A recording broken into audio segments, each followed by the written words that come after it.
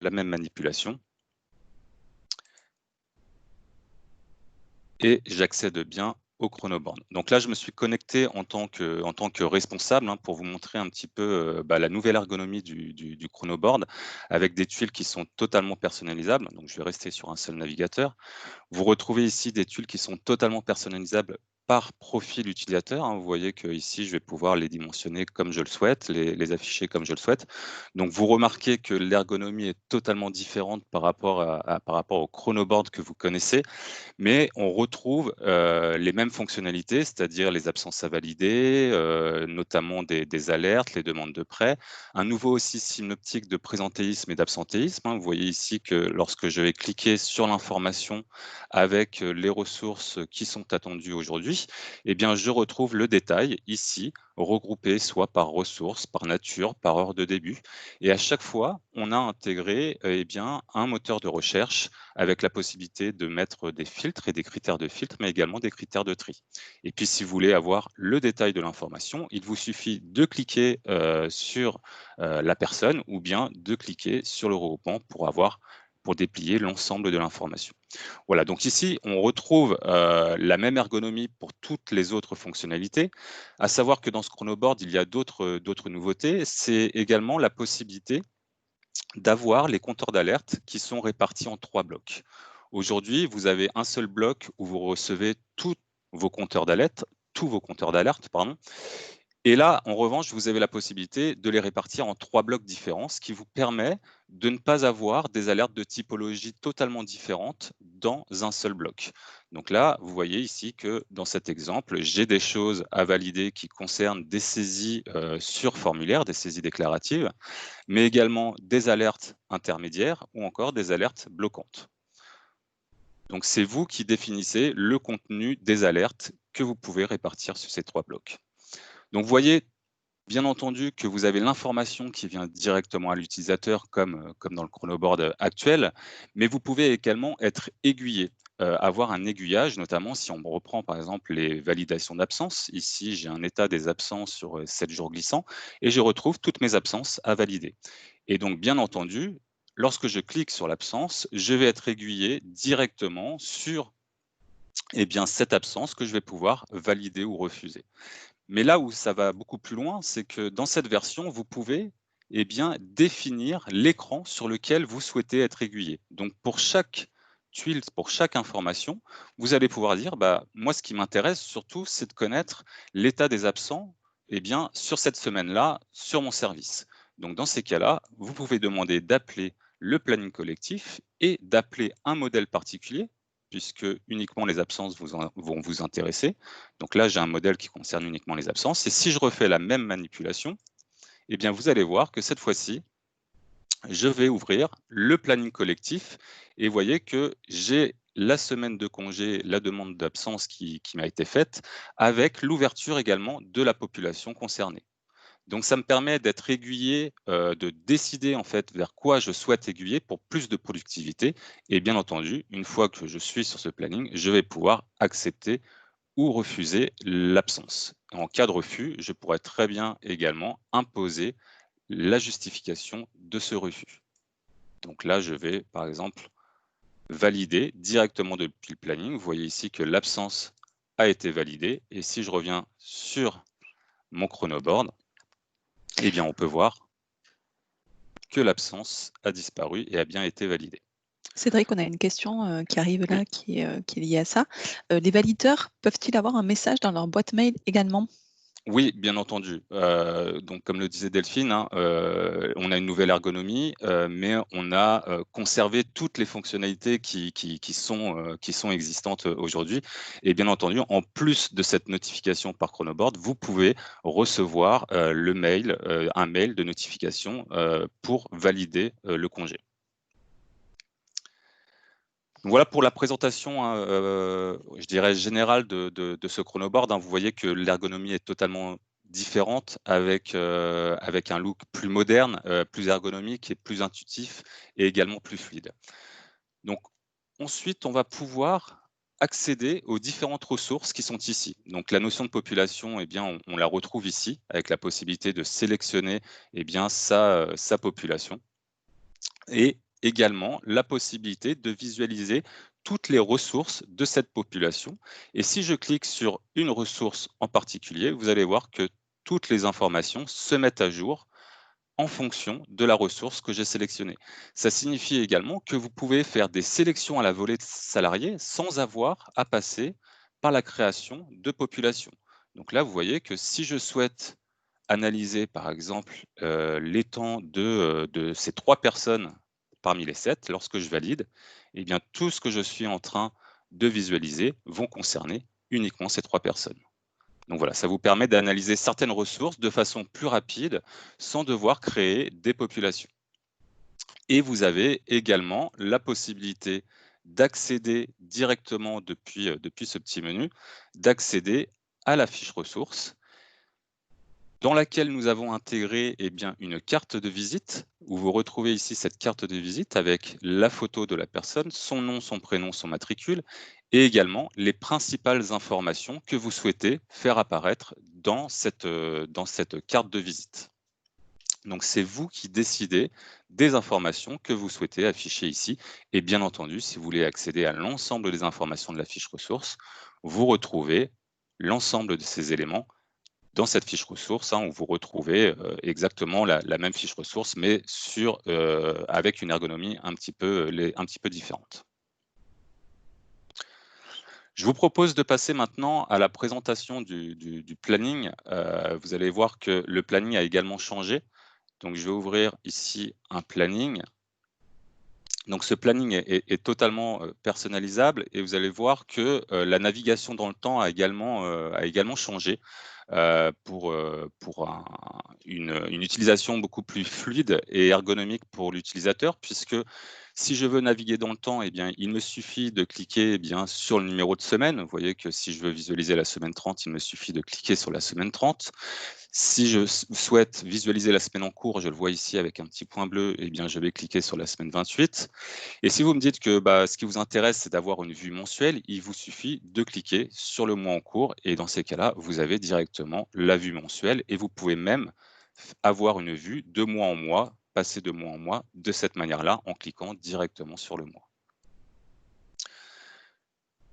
On a également la possibilité, si vous le souhaitez, de zoomer en fait sur cette échelle de temps, puisque si vous souhaitez par exemple avoir un affichage par quinzaine, vous pouvez cliquer et glisser de cette manière-là pour avoir l'affichage sur quinzaine ou encore, si vous le souhaitez, de manière encore plus précise, sur 3 semaines, etc. Donc vous voyez que c'est totalement ergonomique puisque c'est vous qui décidez en fait de l'affichage sur l'échelle de temps que vous souhaitez. Et bien entendu, si vous voulez remonter bien plus loin, vous avez accès toujours au calendrier qui vous permet d'accéder, si vous le souhaitez, par exemple, directement sur l'année 2021, si vous cliquez sur 2021. Voilà, je vais revenir sur un affichage hebdomadaire pour plus de lisibilité. Vous avez également la possibilité de personnaliser des modèles de manière beaucoup plus simple dans cette version, puisqu'ici, vous voyez que j'ai affiché un certain nombre d'informations à gauche, des informations provenant de la fiche ressources, des informations à droite qui sont les compteurs que j'ai décidé d'afficher dans ce modèle, et également des cumuls. Et vous allez voir que pour personnaliser ce modèle, vous allez retrouver tous les items ici que vous souhaitez voir affichés dans votre modèle. Par exemple, si vous souhaitez les absences et que vous souhaitez modifier l'ordre de l'affichage, par glisser-déposer, vous pouvez le faire de cette manière-là. Vous avez également les informations à gauche. Donc, toutes les informations de la fiche ressources vont pouvoir être accessibles et vous voyez que ce ne sont que des cases à cocher pour les voir apparaître dans votre modèle de planning. Même chose pour les informations à droite, pour les compteurs, vous avez accès à l'ensemble des compteurs.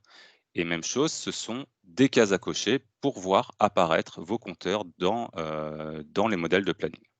Et même chose aussi pour les cumuls, où vous décidez quel type de cumul vous souhaitez afficher. Et je vous disais, une gestion plus facilitée puisque vous avez toutes les informations qui sont regroupées dans cette même fenêtre et vous avez la petite case à cocher pour enregistrer ces options d'affichage sur le modèle qui va vous permettre en fait de créer, de constituer votre modèle de cette manière-là pour retrouver ce même affichage lors de les prochaines ouvertures.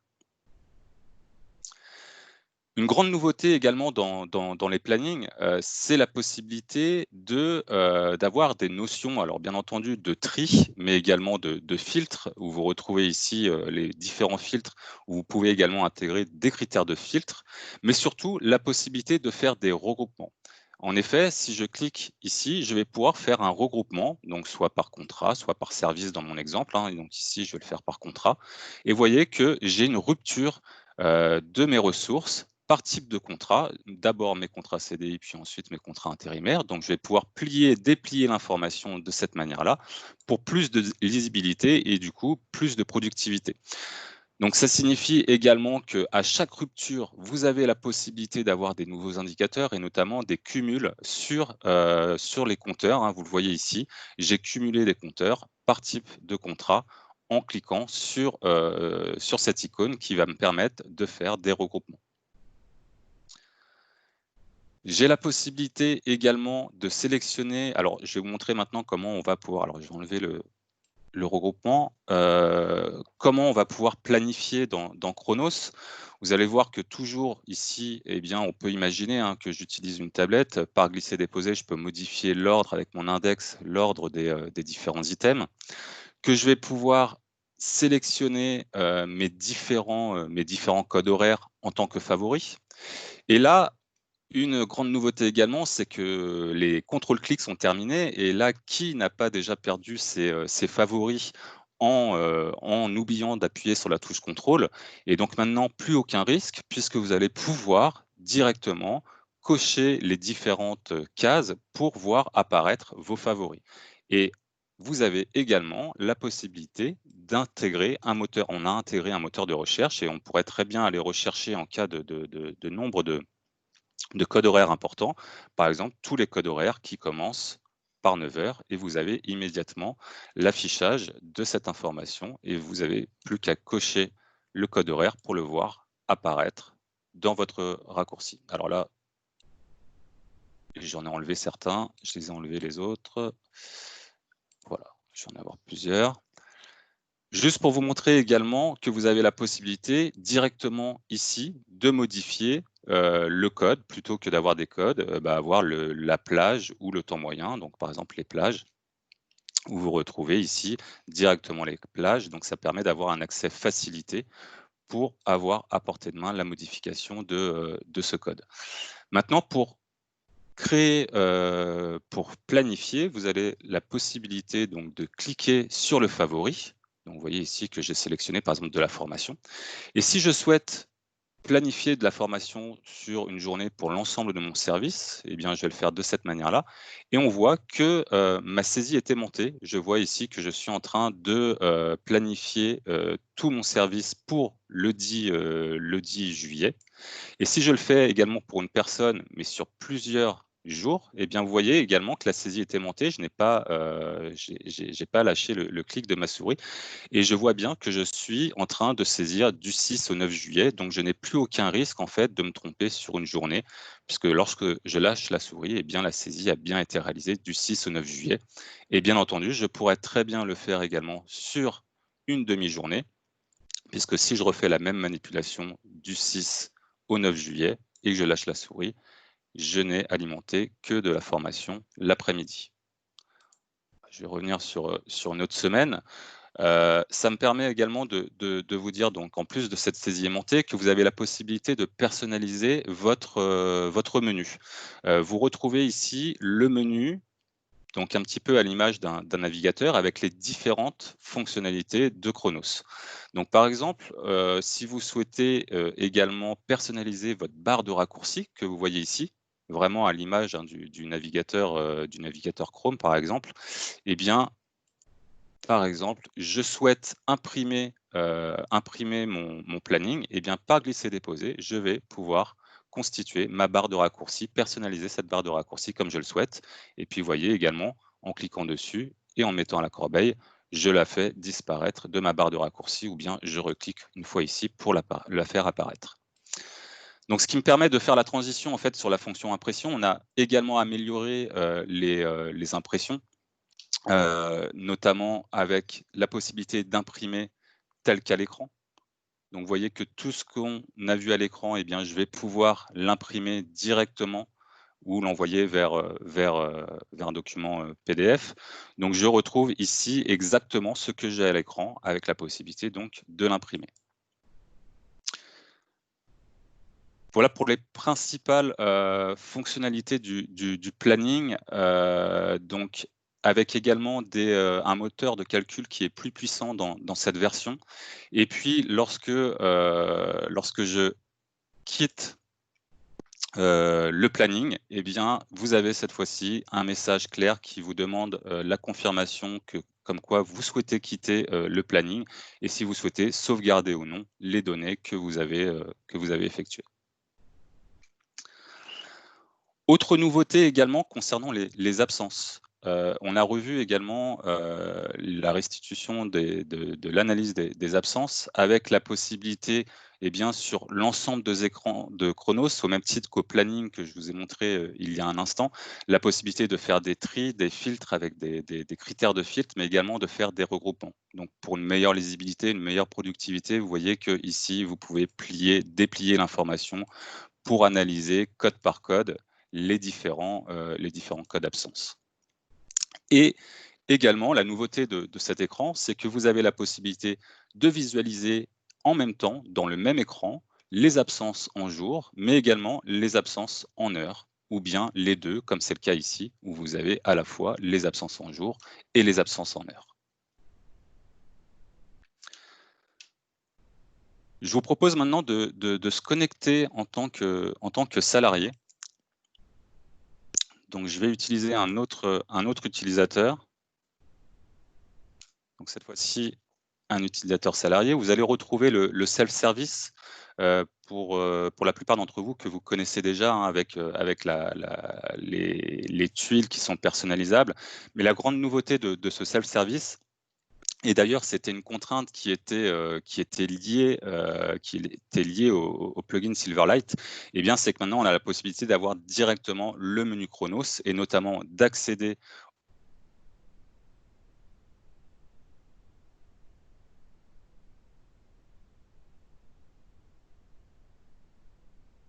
Chronos. Hein, à partir de ce même écran, je vais accéder directement à mon formulaire. Et je vais pouvoir eh bien, faire mes saisies déclaratives. Et la grande nouveauté également sur ces formulaires, on a amélioré l'ergonomie générale de ces formulaires, et c'est que vous avez la possibilité de saisir plusieurs activités. Notamment ici, vous voyez que j'ai déjà saisi 2 activités, et je pourrais très bien en créer par exemple une troisième astreinte, où je dis que voilà, j'ai travaillé de 14h à 15h, avec la possibilité aussi de cliquer sur créer et continuer pour eh bien, saisir une autre astreinte, par exemple de 17h à 18h. Voilà, je crée. Et du coup, vous voyez que j'ai créé quatre activités différentes, donc dans mon exemple des astreintes. Et effectivement, auparavant, ce n'était pas possible. Il fallait prévoir en fait plusieurs colonnes pour pouvoir saisir plusieurs activités. Donc, ça me permet d'avoir une saisie qui est plus fluide, plus pratique et qui va permettre en fait à l'utilisateur de créer autant d'activités, de saisir autant d'activités qu'il le souhaite. Alors qu'auparavant, effectivement, il fallait prévoir un modèle qui était beaucoup plus lourd et beaucoup moins ergonomique. Voilà, je crois avoir fait le tour sur cette présentation. Donc on avait prévu une petite demi-heure. J'espère vous avoir démontré que cet outil qui a été développé avec des technologies actuelles présente une ergonomie qui a été repensée pour un outil totalement accessible sur smartphone et tablette, mais surtout un outil qui est beaucoup plus intuitif et beaucoup plus fluide. En tout cas, c'est ce que nous ont remonté déjà les premiers clients qui ont pu voir cette nouvelle version. Delphine, je te laisse Oui. la parole. Merci. Alors, on a pas mal de questions qui sont arrivées, donc on va essayer de les reprendre. On a une première question. Alors, je pense qu'on était sur le chronoboard. Peut-on aiguiller les alertes vers des formulaires de validation? Oui, bien entendu. Vous voyez qu'ici d'ailleurs, l'objectif, hein, de répartir les compteurs d'alerte sur différents blocs. J'ai un bloc qui, concerne uniquement les saisies, des formulaires et par exemple, si je prends les astreintes à valider, vous voyez qu'ici, je vais pouvoir dire que finalement, je souhaite ouvrir directement les formulaires et quel type de formulaire et dans ces cas-là, je vais choisir, par exemple, les astreintes ou plutôt la validation des astreintes. Et j'enregistre et lorsque je vais cliquer sur le lien, je vais arriver directement sur la saisie, de ce formulaire avec la possibilité de valider directement dans le formulaire. OK. Alors, on a pas mal de questions, je vais les reprendre. Alors, il y en a une, je pense que tu l'as évoqué au début, mais on va peut-être le repréciser. Que devient Silverlight dans cette, version Chronos 10? Alors il n'y a plus de plugin Silverlight, hein. On s'affranchit totalement de Silverlight. OK, et du coup, on a peut-être une question qui était, liée sur, le problème de la mémoire utilisée par Internet Explorer pour faire fonctionner Chronos, qui était conséquente et qui ralentit, la navigation. Du coup, c'est réglé? Oui, du coup, effectivement, avec l'abandon du plugin Silverlight, effectivement, on a de meilleurs temps de réponse et également, toutes les contraintes qui étaient liées à ce plugin ont disparu. Mmh. OK. On a une question, on est sur le planning avec notamment les catégories qu'on peut replier. Si je replie une catégorie Mmh. en bas, est-ce que je peux voir les infos du cumul en bas seulement pour la catégorie dépliée? Je ne sais pas si tu arrives à si la question est Pardon, alors est-ce que tu peux répéter la question? alors, donc je repose la question. Si je replie une catégorie en bas, je peux voir les infos du cumul du bas seulement pour la catégorie dépliée? Point d'interrogation. Alors si c'est pas clair, on va demander à la personne de peut-être repréciser. Je suis pas sûr d'avoir compris la Mmh. question en fait, je suis désolé. OK. En Bon, fait, je vous laisse peut-être préciser votre question oui, en commentaire. oui. En fait, l'idée, c'était est-ce que une fois qu'on a déplié, ça met automatiquement à jour la bande qui est en bas. En fait, sur la droite, ça met à jour. Oui. Est-ce que en bas, est-ce que quand on replie tout disparaît? Donc ça, j'ai bien vu. Quand on en déplie une, est-ce que on a une mise à jour de ce cumul en bas? Non, alors les cumuls sont bien, pour la totalité en fait, de ce qu'on est en train d'analyser. Effectivement, les cumuls en fait, les totalisations se font uniquement sur les compteurs de droite. Hop. Voilà, je suis désolée, j'ai recoupé vos micros, pour qu'on puisse, Non, c'est bon. pas perdre trop de temps, hein. Alors, tac, tac, tac, peut-on planifier une absence hebdomadaire, par exemple formation tous les lundis?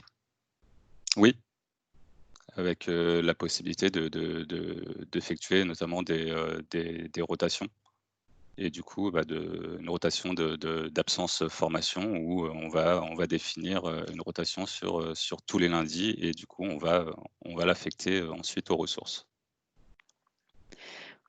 Une autre question, est-ce que la disquette sera dans les favoris par défaut? La disquette sera dans les favoris par défaut, c'est-à-dire, la disquette? Oui. C'est l'option excuse-moi, c'est l'option d'enregistrer tout en haut. Oui, Le bouton d'enregistrer qui est paramétrable aujourd'hui dans l'assistant de paramétrage. Et il y avait une demande effectivement pour le rendre en dur dans l'écran. Comme c'est une option qui reste paramétrable dans l'assistant, aujourd'hui on est toujours resté sur ce principe-là. d'accord. Mais du coup, elle est, on peut l'avoir par défaut directement dans la barre de raccourci après, Tout à fait. ouais, effectivement.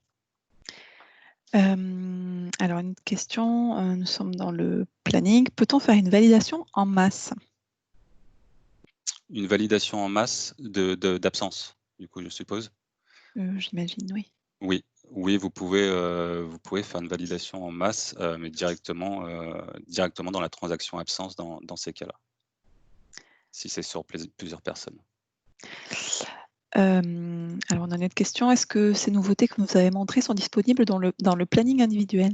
Oui, bien sûr, je vous ai montré uniquement le planning collectif. C'est valable également pour le planning individuel, hein. Vous retrouvez tout ce que je vous ai montré, eh bien dans le planning individuel. Si je prends, une ressource, Vous allez retrouver son planning donc sur les 12 mois glissants, sur l'ensemble des jours des 12 mois glissants, avec la possibilité eh bien de planifier et d'avoir toutes les mêmes fonctionnalités que je vous ai montrées dans le planning collectif.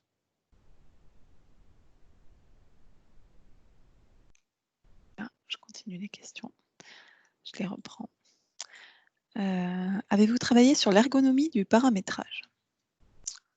Alors, l'ergonomie du paramétrage enfin, il y a quelques modifications, mais on n'a pas touché au socle du paramétrage. Ça reste exactement la même chose.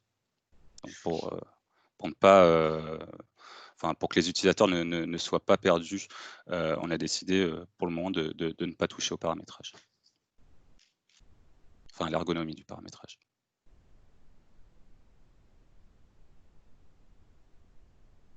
Beaucoup de questions, notamment par exemple sur des prérequis, tout ça on pourra vous l'envoyer peut-être par ailleurs, avec tous les prérequis techniques par exemple. Il y a beaucoup de questions liées peut-être à votre utilisation de Chronos aussi. Donc là on pourra y répondre pareil, peut-être de manière plus personnalisée, pour bien comprendre votre besoin et qui se cache derrière la question. Donc ce que je vous propose, c'est que, je suis désolée, il y a beaucoup de questions. Hop. Ce que je vous propose peut-être, c'est qu'on coupe là parce qu'il y a vraiment beaucoup de questions. J'ai peur qu'on s'éloigne des préoccupations de tout le monde, qu'on réponde à des questions qui sont vraiment liées à votre utilisation. Ce que je vous propose, c'est qu'on note bien toutes les questions. On voit que vous les avez posées et qui les a posées, donc on pourra vous répondre peut-être de manière plus personnalisée, soit par échange téléphonique, soit par retour d'email. Voilà, je suis désolée, on va couper puisqu'on a légèrement dépassé l'horaire. Dans tous les cas, je m'engage à ce qu'on vous réponde sur les questions que vous nous posez. Merci beaucoup pour votre participation et pour votre participation active. On vous retrouve très prochainement pour d'autres webinaires et puis pour d'autres infos liées à cette version de Chronos. N'hésitez pas à continuer les échanges par mail ou par téléphone avec nos équipes. Merci à Cédric. Merci, bonne journée, au revoir. Merci à tous, au revoir.